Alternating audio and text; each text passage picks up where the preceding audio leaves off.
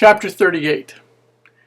And it came to pass at that time that Judah went down from his brethren and turned into a certain Adullamite, whose name was Hira. And Judah saw there was a daughter of a certain Canaanite, whose name was Shua. And he took her and went in unto her. And she conceived and bare a son, and he called his name And she conceived again and bare a son, and she called his name Onan.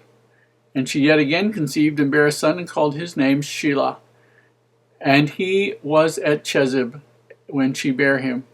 And Judah took a wife for his firstborn, whose name was Tamar. And Judah's firstborn, was wicked in the sight of the Lord, and the Lord slew him.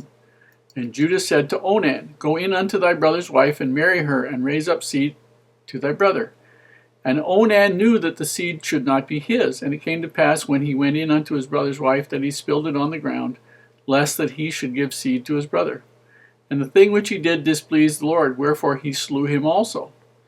Then said Judah to Tamar his daughter-in-law, Remain a widow at thy father's house till Shelah my son be grown. For he said, Lest peradventure he die also, as his brethren did. And Tamar went and dwelt in her father's house. In the process of time, the daughter of Shua, Judah's wife, died, and Judah was comforted. And he went up unto his sheep shearers in Timnah, he and his friend Hira the Adullamite. And it was told to Tamar, saying, Behold, thy father-in-law goeth up to Timnah to shear his sheep. And she put her widow's garments off from her, and covered her with a veil, and wrapped herself, and sat in an open place, which is by the way of Timnah, for she saw that Shelah was grown, and she was not given unto him to wife. When Judah saw her, he thought her to be an harlot, because she had covered her face. And he turned unto her by the way, and said, Go to, I pray thee, let me come in unto thee. For he knew not that she was his daughter-in-law. And she said, What wilt thou give me, that thou mayest come in unto me? And he said, I will send thee a kid from the flock. And she said, Wilt thou give me a pledge till thou send it?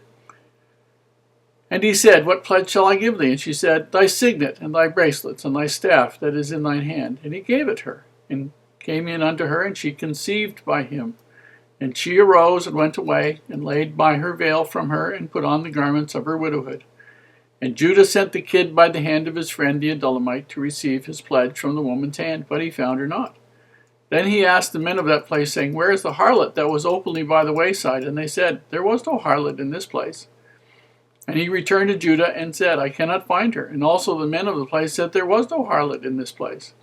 And Judah said, Let her take it to her, lest we be shamed and behold, I sent this kid, and thou hast not found her. And it came to pass about 3 months after, that it was told Judah, saying, Tamar, thy daughter-in-law, hath played the harlot, and also, behold, she is with child by whoredom.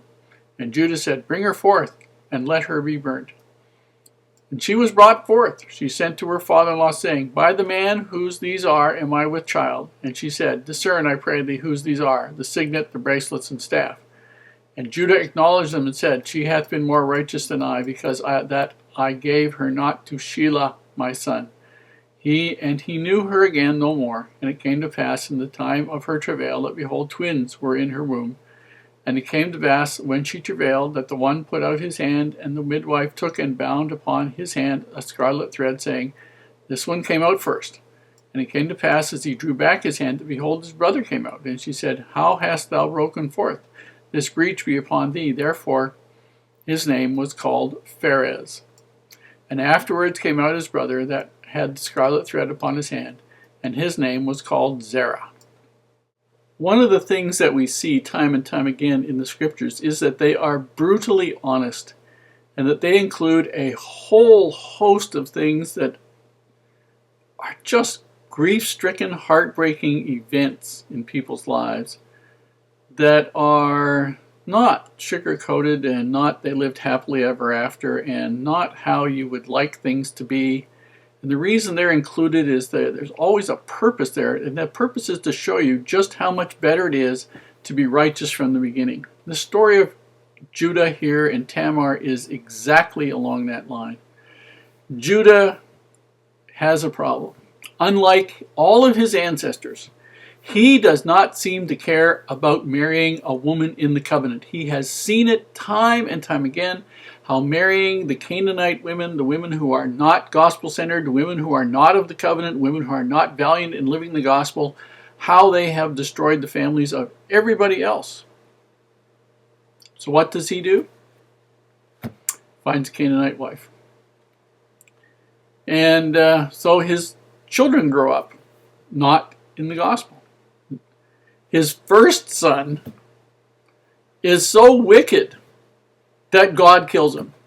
You got to be some wicked for God to decide that your days on the face of the earth are finished.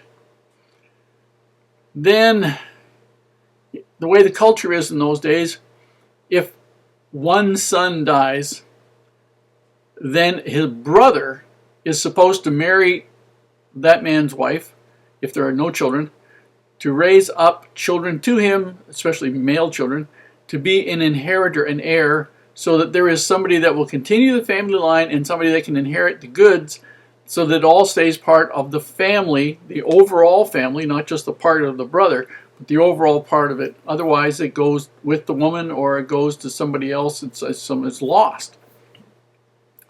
And so Judah marries Tamar off, the widow, to one of his other sons, the only older one, Onan, and only got a problem. Onan is thinking there, hold on here. If I raise up seed to my brother, that means that I can't get any of his stuff.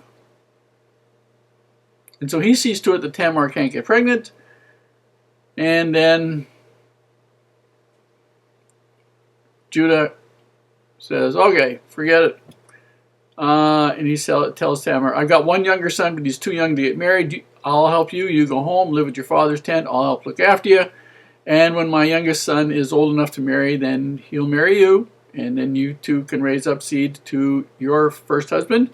And everything will get looked after. Well, the boy grows up, but Judah puts it off. The woman gets very tired of waiting. She hears that Judah is going to go on a trip. And she goes and takes off her widow's clothes and puts on the clothes that might suggest she's a prostitute, a harlot. Goes and sits in a spot where there might be one. And as he's going by, his wife is dead. He decides, hey, there's a harlot. Why not? He asks her, will you lie with me? And she says, well, what's it worth to you? And he said, well, I'll send you a lamb, a kid, whatever it happens to be. And she says, well, you don't have them right now. How about something for a security? He gives her his signet, his bracelets, other things. And she accepts those. They go and do the deed. Then he leaves, and then she leaves the area. Now she's done this so that she can get a child somehow, and she gets it from Judah. She's pregnant by this event with Judah. And 3 months later, he's forgotten about it, all the rest of it, and somebody brings word to him that she is pregnant. His daughter-in-law is pregnant. She's played the harlot. And he says, bring her here. We're going to kill her. We're going to burn her. Never occurs to this guy that he's committed adultery with somebody, and the same law that applies to her should apply to him. No. He's the guy. Apply it to her, not him. When she says, well, the signet and these bracelets and this other stuff all belong to the guy who got me pregnant, he realizes it's him. I can't imagine what he went through to do that when that happened. It must have been horrendous. It just shows you it's so much better to do what is right from the very beginning than to try and make up for not doing it right. It's possible to repent of some things, but other things, it is just horrendous, the complications that occur because you don't do it right from the very beginning. And Judah had the chance. He could have brought up his children if he had married within the covenant, and that he refused to do. Because he refused to do it, his children were not brought up in the covenant. They were not brought up in the culture. They did not do the things they were supposed to. The oldest son was so wicked he was killed. The second one would not do what he was supposed to do. And all of this trouble happened because he couldn't be bothered to marry in the covenant. That's what happens.